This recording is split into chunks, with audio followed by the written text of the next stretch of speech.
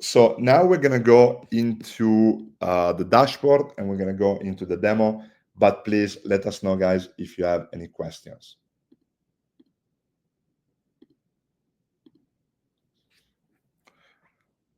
All right. So from the dashboard, whenever you come in, you will see the Q score right here. So the Q score will appear next to the liquidity summary or the liquidity snapshot here. So you see immediately our gamma condition of the asset, and then to the right side, you will see the Q score. Simply by clicking on one of the tickers, this will open up the dashboard for that ticker, and then we're going to see the score for the same ticker as well. We also have the historical time series. So what you see here is also the momentum score going back historically with the option score, and then together with all our models. If you want to go back further, you can also click on the calendar here and go back up to 6 months in the past to understand also how the Q score changed past the days that you see here. But let's open up another ticker here, and then of course everything changed based on the score. The score is updated once a day after market close, so you will have one value per day, and it will be recalculated at the end of the day after the market close.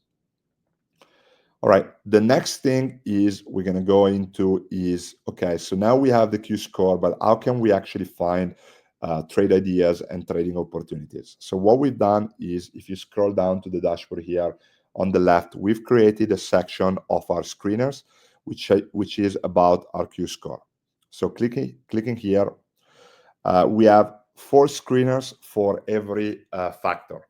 So we have the highest option score and lowest option score. So that's going to give you a list of assets with the highest score. So maybe assets that are on a very, very bullish bias coming from the option market, lowest score. But we also have the highest option score increase and decrease.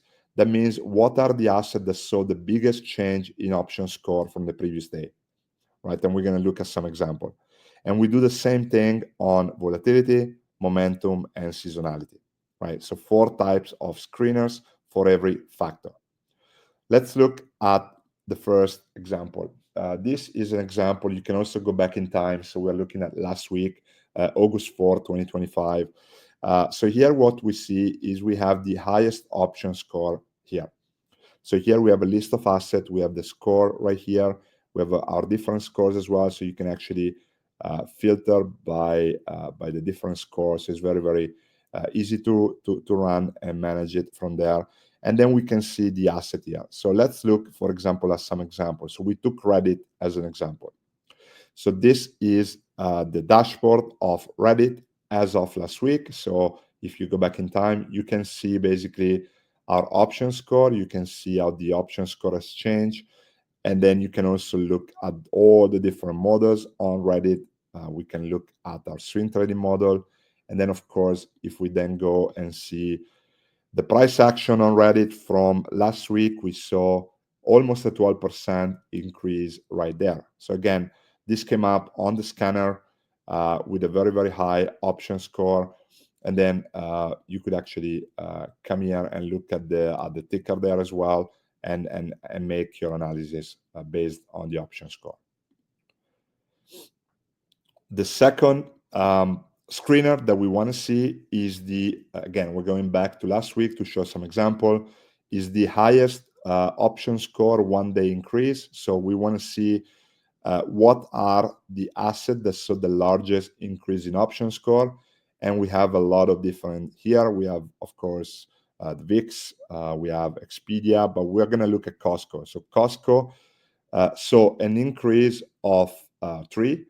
So the current option score at that time on August 4th was 4, but the previous day was 1. So we saw an increase of 3 on the asset. So we can also go and look at the asset here. We can also look at all the different models right there.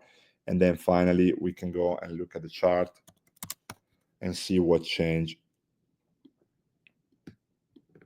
And you can see how the price moved from last week to now. So we are about 3.3% up on Costco. So very, very interesting there.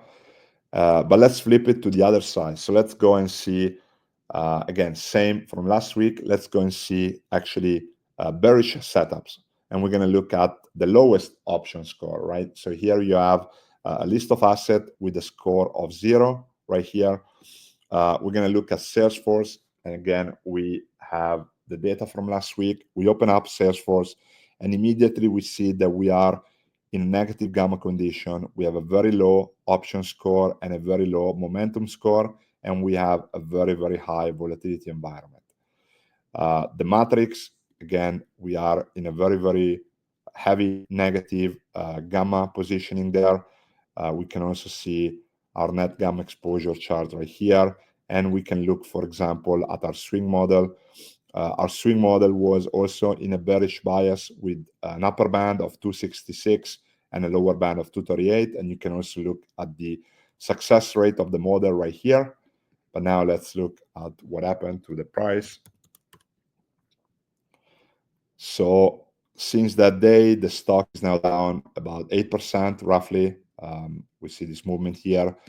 And basically, again, this is how you can kind of use it in conjunction with your analysis. So yeah, please let us know if you have any questions. But basically, this is how you can then find the different scores. And again, click on the end of day for every asset, whether it's crypto, futures, stocks, ETFs, indices. The Q score will be available for you right here.